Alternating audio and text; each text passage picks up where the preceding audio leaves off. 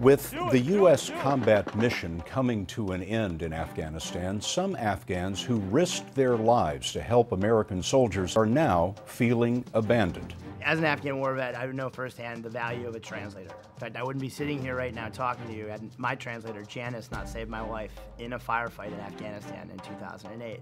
Janice didn't just save my life, he saved the lives of 4 other guys. These translators have saved thousands of untold American lives. Can you go talk to her and just let her know that I don't want the children to be scared? They were our eyes and ears. They were our voice to the Afghan and Iraqi people. These translators became full-fledged members of our units. They bled with us, they fought with us, they died with us. And we told these translators that they gave us at least 1 year of faithful and honorable service. So long as they could pass a national security background check, we would bring them to the United States if they suddenly found themselves in duress. That's what our organization, No One Left Behind, exists to do, is to honor our nation's promise. Assalamu alaikum. Assalamu alaikum. We help translators in Afghanistan and Iraq acquire their visas. Thank you, brother. Tashakkur. And once they arrive in the United States, we help them secure housing, fully furnish their apartments, and then help them find jobs. As some folks may know, previously we almost never handed out these visas.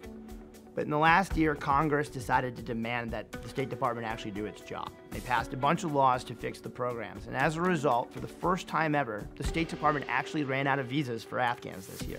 So the reality is simple. We now have a massive influx of folks coming, and the existing organizations and infrastructure that are there to help them out, it's just not enough. Have you heard from your caseworker yet? I've been trying to get hold of him. I send him in emails, but he says I don't have time.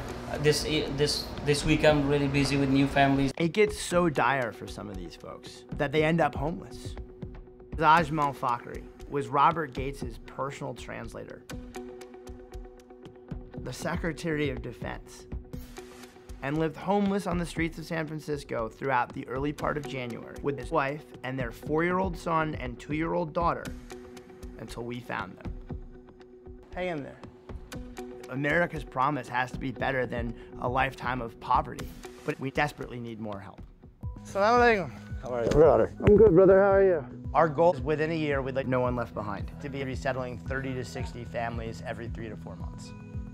We want to have a full-time staff made up of people like Janice and Ajmal. I'd like to be able to actually invest in folks like them and put them to work helping others. We're working with, quite frankly, those of us who are involved in this field are our fellow veterans. And folks bend over backwards in this country. They do so much amazing things to help out our soldiers. Well, here's a soldier telling you that fellow soldiers need help.